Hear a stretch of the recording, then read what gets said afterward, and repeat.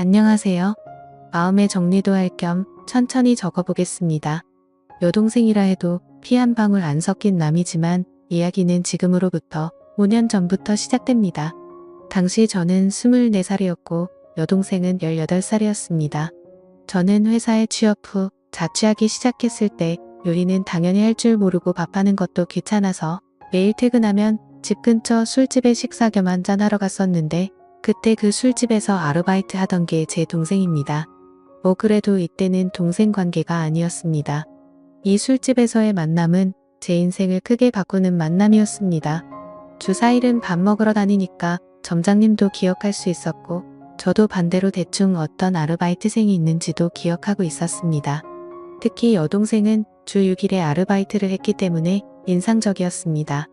그래서 평소처럼 자리를 잡고 한잔 마시면서 밥을 먹고 있었는데 그날이 토요일인데다 평소보다 더 붐볐습니다. 20여 개 있는 테이블도 제 옆자리만 비어 있을 정도였습니다. 사람이 너무 많아서 혼자 테이블 차지하고 있는 게 눈치가 보여 후딱 마저 먹고 나가려고 생각하고 있었는데 느닷없이 누군가 말을 걸었습니다. 저기 죄송한데 옆에 좀 앉아도 될까요? 그때는 제 동생도 아니었고 뭐 어쨌든 피가 안 섞여서 동생은 절대 아니니까 편의상 수지라고 적을게요.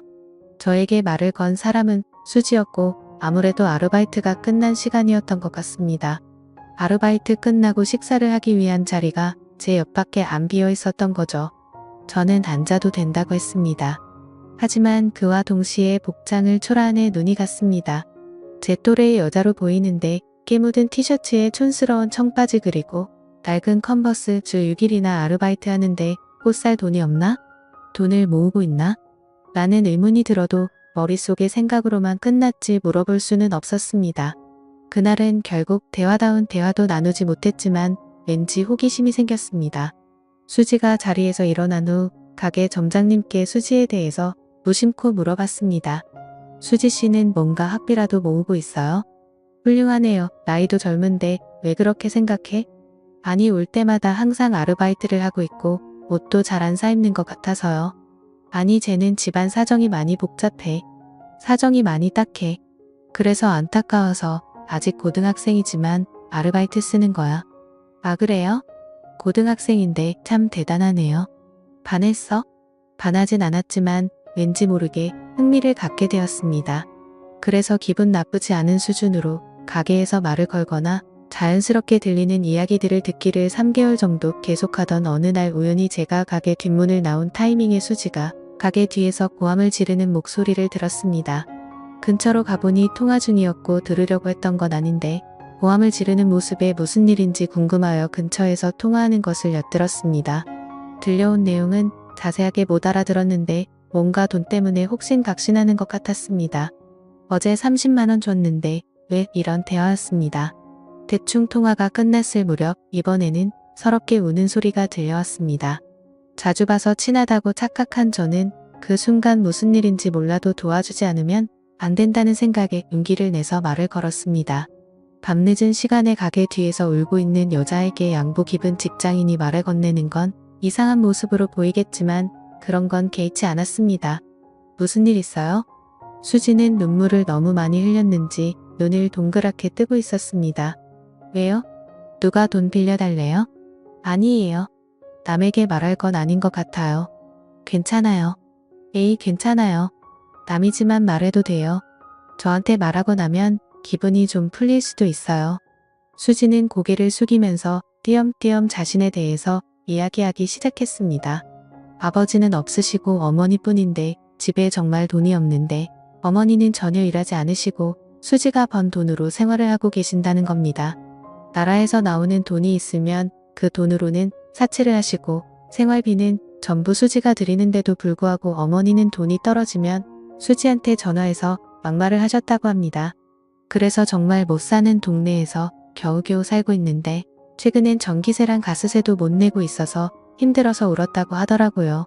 얘기를 들으면서 저도 모르게 눈물이 났습니다. 저는 얘기를 다 듣고 제 지갑에 있는 돈을 모두 꺼내 수지한테 줬습니다. 수지는 절대 못 받는다고 했는데 저는 그냥 막무가내로 줬습니다. 언제든지 괜찮으니까 갚을 수 있을 때 돌려달라고 했습니다. 그래도 수지는 계속해서 거절을 했습니다. 괜찮으니까 받아요. 나중에 못 갚더라도 상관없으니까 받아도 돼요. 돈 안 갚는다고 겁주는 그런 사람 아닙니다. 이 말을 듣고 되게 고마워하며 제가 준 돈을 받았습니다. 그 후 수지를 집에 데려다주고 연락처를 교환했습니다. 수진의 집은 정말 비바람만 겨우 막을 수 있을 것 같은 아주 오래된 주택이었습니다. 그걸 보고 저는 울컥하는 기분이 들었습니다. 돈은 2주 뒤에 돌려줬습니다. 저는 무슨 일이 있을 때마다 수지를 신경 썼습니다. 아르바이트만 하니까 공부가 소홀해진 건 아닌지 그런 생각이 들어서 가르쳐 주거나 집에 안 쓰는 물건 같은 것도 주고 했습니다. 고등학생과 사귀는 사이거나 그런 건 절대 아니었고 친구처럼 꽤 친해져서 제 집에도 자주 들락날락했습니다.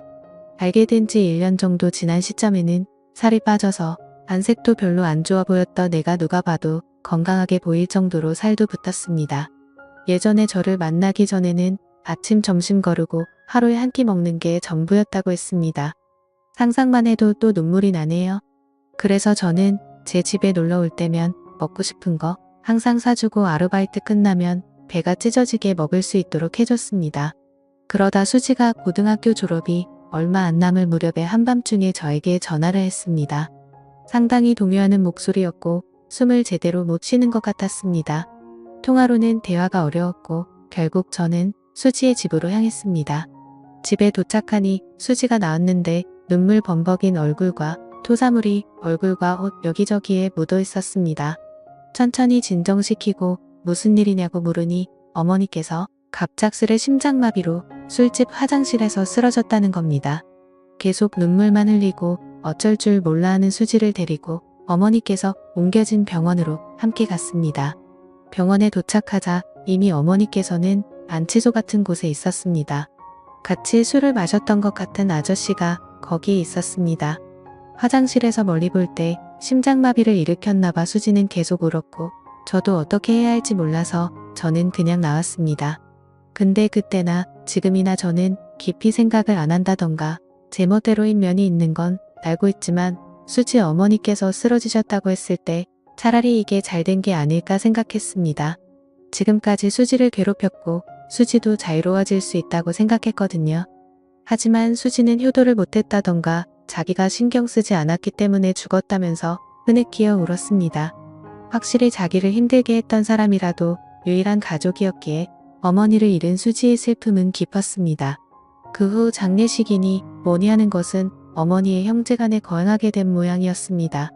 그 장례식에서 앞으로 수지는 어떻게 해야 할지에 대해서 형제들끼리 대화를 나눈 것 같은데 일단 미성년자이니까 누군가가 수지의 양치권자가 되어야 하는데 아무도 맡으려고 하지 않았습니다. 다들 모르는 척 곤란한 척 하기 바빴습니다. 정말 가족이란 게 뭘까 하고 속상했습니다. 고등학교를 졸업하면 취직해서 독립할 거고 미용사가 되고 싶다고 딱 한 번 말한 적이 있었는데 하고 싶은 것을 할 수 있는 환경에서 꿈을 이뤘으면 좋겠다는 제 바람과는 달리 잘 안 될 것 같아 보여서 슬펐습니다. 결국 마지막에 수지의 이모가 돌보게 됐는데 저는 아무래도 납득이 가지 않아서 한 가지 생각을 하게 되었습니다. 여자친구도 아니고 미성년이고 주위의 시선들도 신경 쓰였지만 그래도 저는 수지가 행복하길 바랬습니다. 제가 행복하게 해준다거나 그럴 자신도 없었지만 제 입이 먼저 움직였습니다. 수지야, 우리 집으로 와네? 돈 없지? 그러니까 우리 집에서 살아 무슨 생각이에요? 그동안 힘들었잖아. 앞으로는 그만 힘들었으면 좋겠어. 그러니까 내 동생으로서 우리 집에 와서 살아 여동생이요. 그럴 순 없어요. 몇몇 대화를 더 나눴는데 결국 수지가 결정하기까지 일주일 정도 걸렸고 최종적으로 반년 동안만 신세 지는 걸로 해서 제 집에 오기로 했습니다. 일단 친권자가 되신 아주머니께 허락을 받기 위해서 면담을 했더니 아니나 다를까 흔쾌히 승낙을 하셨습니다. 그때의 표정은 짊어지던 짐이 없어진 것 같은 안도의 표정이셨는데 평생 잊지 못할 표정이었습니다. 그리고 저와 수지의 남매 생활은 고등학교 졸업을 기점으로 시작되었습니다.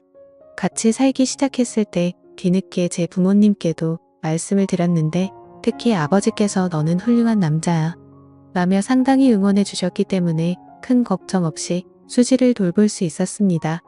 졸업 후 바로 취업하려던 수지는 제가 극구 반대를 해서 1년 재수 후에 미용 전문학교에 입학을 했습니다. 재수하는 1년 동안은 틈틈이 아르바이트도 하면서 집안일도 했습니다. 집안일도 처음에는 형편없었는데 점점 더 능숙해졌고 아르바이트에서 번 돈으로 매달 생활비도 보탠다고 하는 걸 말리다 보니까 반년만 신세 진다던 약속이 어느새 학교도 졸업하고 취업도 했습니다. 처음에는 촌스럽게 차를 입었었는데 정말 예쁜 여자가 돼서 학교 졸업식에서 신세진 사람에게 메시지를 전하는 자리에서 다들 부모님이나 선생님을 얘기했는데 수지만 혼자서 탱탱씨 고맙습니다 하면서 메시지를 읽는데 눈물이 핑 돌더라고요. 처음에는 다음 달에 꼭 저에게 신세진 것 같고 나가서 살 거라는 게 말버릇이었는데 언제부턴가 조금만 더 지내도 될까요? 라는 게 말버릇이 되어 있었습니다. 그런 애매한 관계를 결국 계속해서 지금에 이르렀는데 최근에 수지가 우리의 관계를 확실히 하고 싶다는 말을 했습니다.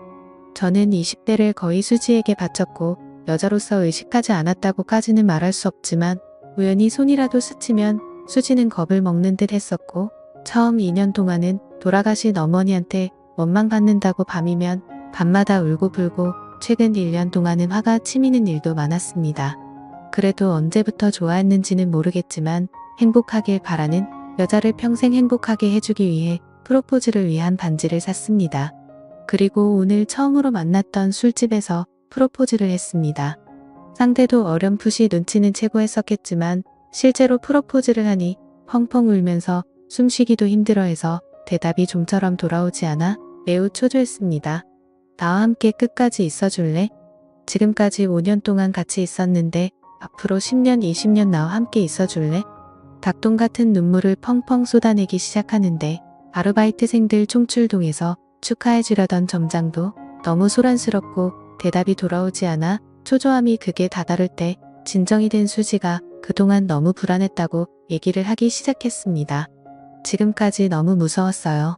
언젠가 헤어져야 하는데 계속 생각은 하는데도 신세는 계속 지고 있으니까 눈치 없이 민폐를 끼치는 건가 싶고 또 저 때문에 청춘을 망치신 것 같았어요. 그러니까 제가 아무리 좋아해도 좋아한다고 말하면 안 된다고 생각을 했어요.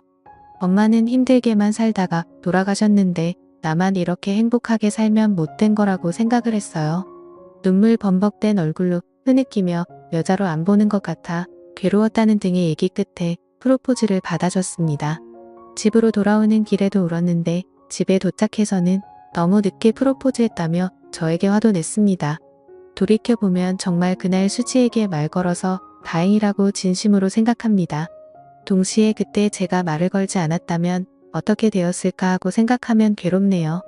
진심으로 사랑할 수 있는 사람을 만난 것에 하루하루 감사하면서 살겠습니다. 시청해주셔서 감사합니다.